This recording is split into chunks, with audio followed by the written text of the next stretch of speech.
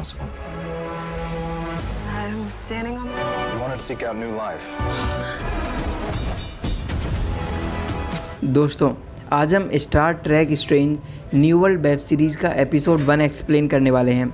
इस एपिसोड में हम लोग देखेंगे कि कैसे कुछ लोग अपनी पुरानी बॉस को बचाने के लिए जाते हैं, वह किस तरह से प्लानिंग करते हैं और कैसे अपनी टीम को इकट्ठा करते हैं। और अगर आपको इस वेब सीरीज़ का एपिसोड 1 देखना हो तो हमने डिस्क्रिप्शन में हमारे टेलीग्राम चैनल की लिंक दे रखी है, आप उसे ज्वाइन करके वहाँ पर देख सकते हो।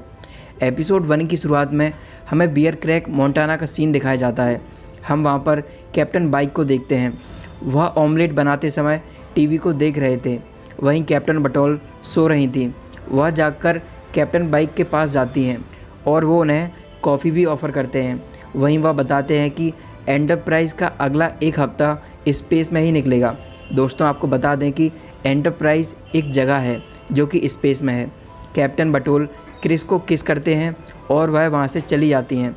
वह 1 महीने के लिए कहीं जा रही थी। क्रिस कहता है कि मैं तुम्हें यहीं मिलूँगा।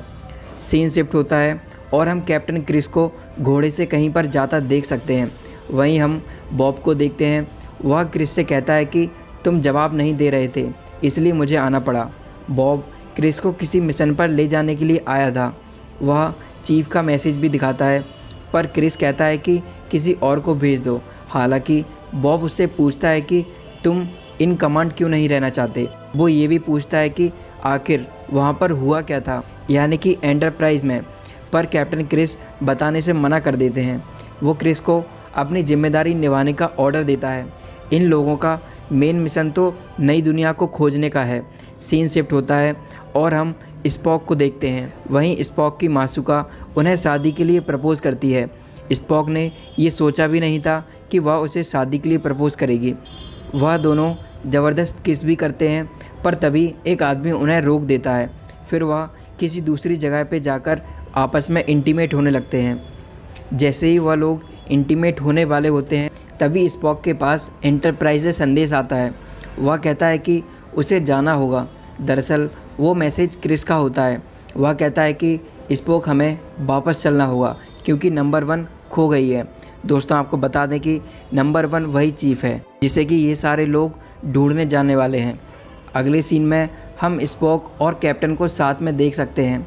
स्पॉक को दुख होता है क्योंकि स्पेस में उसकी बहन मर गई थी। वहीं हम नई नंबर 1 को देख सकते हैं। कैप्टन कहते हैं कि तुम्हारे ऊपर काफ़ी जिम्मेदारियां हैं, पर वह बिल्कुल तैयार थी। अगले सीन में हम देखते हैं कि स्पाइक को दिखाई देता है कि उसकी मौत कैसे होगी। तभी उन्हें पता चलता है कि चैम्बर में रेडिएशन का लीकेज हो जाता है और कुछ लोग मारे जाते हैं। वह लोग डॉक्टर से मिलते हैं। क्रिस बताता है कि वह डॉक्टर से कैसे मिला। वहीं हम उसकी एक नर्स को देख सकते हैं। दरअसल वो नर्स जीन्स में कुछ बदलाव करके बॉडी के पार्ट्स को कुछ हद तक चेंज कर देती थी। वहीं वह उन लोगों के अंदर दवाई को इंजेक्ट करती है और उस दवाई की खासियत होती है कि वह पहली बार यूज़ करने पर ज़्यादा देर असर नहीं करेगी। दवाई के बाद उनकी बॉडी बदलने लगती है और वह तीनों निकल पड़ते हैं नंबर 1 को बचाने के लिए। वहाँ पहुँचने के बाद नई नंबर 1 नीचे गिरने की एक्टिंग करती है और कुछ लोग उसे बचाने आते हैं। तभी वह लोग उन्हें पकड़ लेते हैं और उन्हें उसी नर्स और उसी डॉक्टर के पास भेज देते हैं। पर तभी उन्हें होश आने लगता है, पर तभी उन दोनों में से एक को तो वह लोग वापस से बेहोश कर देते हैं और दूसरा वाला वहाँ से भाग जाता है। फिर वो नर्स कैसे भी करके उसे पकड़ ही लेती है।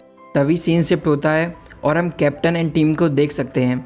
वह लोग एक एक करके अपनी आइज़ को स्कैन करते हैं और वह लोग अंदर चले जाते हैं। तभी हम देखते हैं कि स्पार्क के कान फिर से पहले जैसे होने लगते हैं, यानी कि उसके ऊपर दवाई का असर ख़त्म होने लगा था। फिर वह लोग पुरानी नंबर 1 को ढूंढ लेते हैं। वहीं हमें पता चलता है कि पुरानी वाली चीफ नई नंबर 1 को पहले से ही जानती थी, क्योंकि उसने पहले नई वाली नंबर 1 को एक ऐसे ही केस से बचाया था। वहीं स्पोक को काफ़ी दर्द होने लगता है और वह अपने असली रूप में आ जाता है और वहाँ पर थोड़ी सी फाइट भी होती है। तभी हमें पता चलता है कि वह लोग इन लोगों की टेक्निक्स को यूज़ करके वेपन्स बना रहे थे। तभी स्पोक को जाने का रास्ता भी मिल जाता है, पर कैप्टन कहता है कि अगर अभी जाएंगे तो उन लोगों की मौत के जिम्मेदार हम होंगे। कैप्टन पुराने चीफ के ऑर्डर्स भी नहीं मानता और वो स्पोक को रोक लेता है और बाकी के लोगों को वापस से शिप में भेज देता है। स्पोक कैप्टन से कहता है कि क्या ये सही है, क्योंकि मैं एक एलियन हूँ। तभी कैप्टन कहता है कि इसी वजह से तुम मेरे साथ हो, और वो लोग वहाँ के लीडर से मिलते हैं। वह उससे कहता है कि हमारा इरादा अविकसित समाज पर जोर डालना नहीं है। वह कहता है कि तुम्हारी बढ़ती ताकत दोनों ग्रहों को जोड़ सकती है। वह यह भी कहता है कि आप इस प्रोटेस्ट को निगोशिएशन और बातचीत से भी ख़त्म कर सकते हो, लेकिन वो नहीं मानती और कहती है कि जिसकी बंदूक वो शिकारी। वो अगली जनरेशन को गवर्नेंस देने की बात करती है और कहती है कि अगर खून इसकी कीमत है तो खून ही सही। और वह अपने लोगों से कहती है कि इन्हें पकड़कर ले जाओ। जैसे ही वह लोग उन्हें पकड़कर ले जा रहे होते हैं, तभी कैप्टन अपनी स्पेसशिप को बुला लेता है और फिर वह वही कहता है जो कि उसने कहा था कि जिसकी बंदूक वो शिकारी। अब वो शिकारी मैं हूँ। सीन शिफ्ट होता है और कैप्टन उससे कहता है या तो लड़ाई लड़ो या फिर फेडरेशन से चलो। फिर हम सैमुअल को देखते हैं जो कि स्पॉक्स का नया बॉस था।